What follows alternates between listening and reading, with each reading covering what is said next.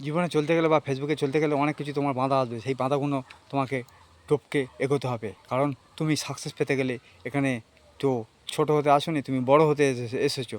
যা হোক, বড় না হতে পারো, মিডিয়াম তো থাকবে, কারণ ফেসবুকে এসেছো, ফেসবুকে তো তুমি যে কারণে এসেছো ইনকামের ধান্দা, সেই ইনকামটা তো তোমাকে করতে হবে। আর করতে গেলে তোমাকে ভিডিও সবসময় আপলোড দিতে হবে। তা জীবনে অনেক বাধা আসবে, সেই বাধাগুলো বা ফেসবুকেও বাধা আসবে। এই বাধাগুলো চলতে গেলে নিজের মুখে এক চিলতে হাসি রাখতে হবে। এই হাসিটা তুমি যদি রাখতে পারো, তুমি দেখবে আস্তে আস্তে ঠিক এগিয়ে যাবে।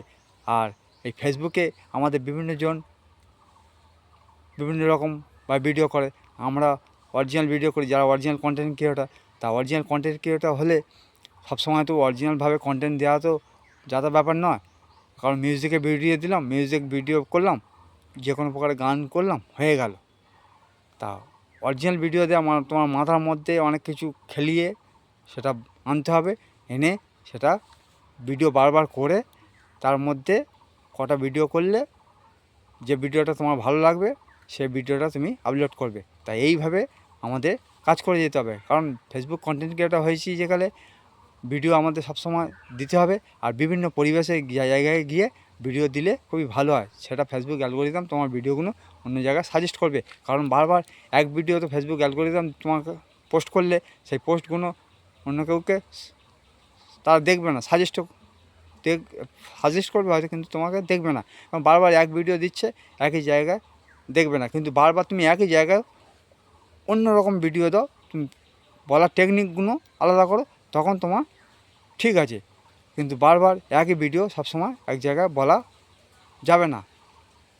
এটা হচ্ছে আমাদের অরিজিনাল কন্টেন্ট ক্রিয়েটর হতে গেলে আমাদের অনেক পরিশ্রম করতে হয়, আর সেই পরিশ্রমটা আমাদের করে যেতে হবে।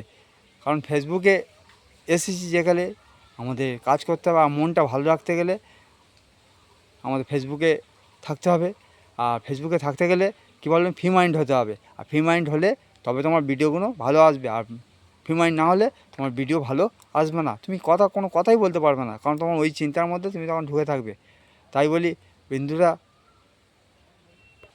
এতক্ষণ ধরে দেখার জন্যে তোমাদেরকে অনেক অনেক ধন্যবাদ ও অনেক অনেক শুভকামনা রইল মন থেকে। সবাই ভালো থেকো, সুস্থ থেকো, আরও তোমরা ভালো ভালো কন্টেন্ট তৈরি করো, এই কামনাই করি।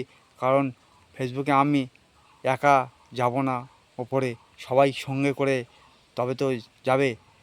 ফেসবুক হচ্ছে সুন্দর জিনিস, সুন্দর প্ল্যাটফর্ম। এই প্ল্যাটফর্মে একে অপরকে হাত রেখে উঠে যেতে হবে। সেটা কেউ আগে যাবে, কেউ পরে যাবে, কিন্তু ধৈর্য সবচেয়ে মূল বিষয়বস্তু হচ্ছে ধৈর্য। এই ধৈর্যটা ধরে রাখতে হবে, তবে সব কিছু পাবে।